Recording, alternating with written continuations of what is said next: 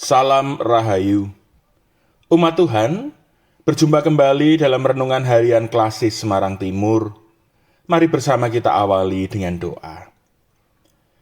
Kami mengakhiri tahun liturgi saat ini dan bersiap memasuki tahun liturgi yang baru. Maka berkatilah kami agar sabdamu menguatkan dan mengarahkan kami, menghibur tetapi juga menegur kami. Karuniakanlah Roh Kudus agar hati kami terbuka menerima sapaan-Mu. Demi Kristus kami berdoa. Amin. Kitab Nabi Nehemia pasal 9 ayat 29 bagian A dan B.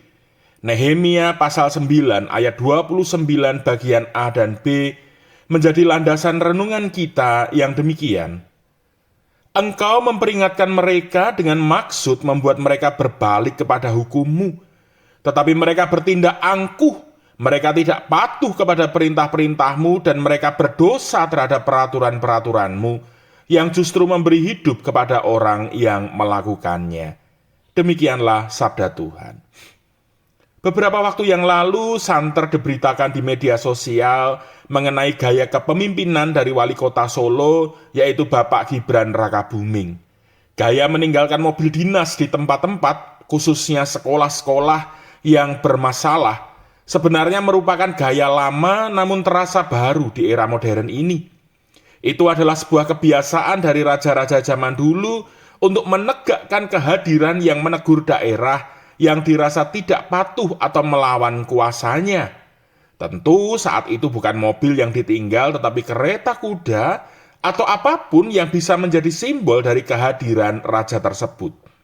Harapannya adalah pihak yang melihat simbol tersebut menjadi sadar bahwa dirinya harus memperbaiki kelakuan terhadap sang penguasa atau sang pemimpin sehingga hukuman tidak harus dijatuhkan. Dalam hal ini kehadiran tidak selalu dirayakan dengan gegap gempita, namun direfleksikan dalam wujud mawas diri untuk melihat ke dalam dan berintrospeksi yang berujung pada perbaikan. Umat Tuhan, bacaan Nehemia meneguhkan kita bahwa memperhatikan peringatan Tuhan merupakan jalan untuk mendapatkan kebaikan. Kita bisa belajar dari bangsa Israel yang berulang kali jatuh bangun dalam proses hidup beriman. Sebagai sebuah bangsa yang mengaku pilihan Tuhan, seharusnya bangsa itu akrab dengan sapaan dan kehadiran Tuhan yang mengarahkan hidup mereka. Namun sayangnya, bangsa itu acap lebih memilih hidup menurut keinginan mereka sendiri dan mengabaikan hukum Tuhan. Akibatnya, kehadiran Tuhan dalam wujud sapaan dan hukum itu tidak mengubah kehidupan mereka, yang justru membawa mereka kepada hukuman dari Tuhan. Tuhan yang hadir seharusnya direfleksikan menjadi pengingat akan keterbatasan manusia, serta mengajak untuk berolah diri memperbaiki kehidupan untuk semakin berkenan kepada Tuhan. Hari ini adalah hari terakhir sebelum kita masuk tahun liturgi yang baru, karena minggu besok kita sudah menyambut Advent pertama. Advent dimaknai sebagai penantian kehadiran Kristus yang nanti diperingati dalam Natal. Maka patut menjadi perenungan, apa makna penantian akan kehadiran dan kehadiran itu sendiri bagi hidup beriman kita. Tidak sedikit orang Kristen yang memasuki Advent dan Natal dengan fokus pikiran hanya pada gegap gempita perayaan, namun lupa bahwa kehadiran Kristus seharusnya mengajak kita pada refleksi keberadaan kita yang berujung pada kesadaran bahwa Ia hadir semata karena kita orang berdosa yang tidak mampu lepas dengan kekuatan kita sendiri.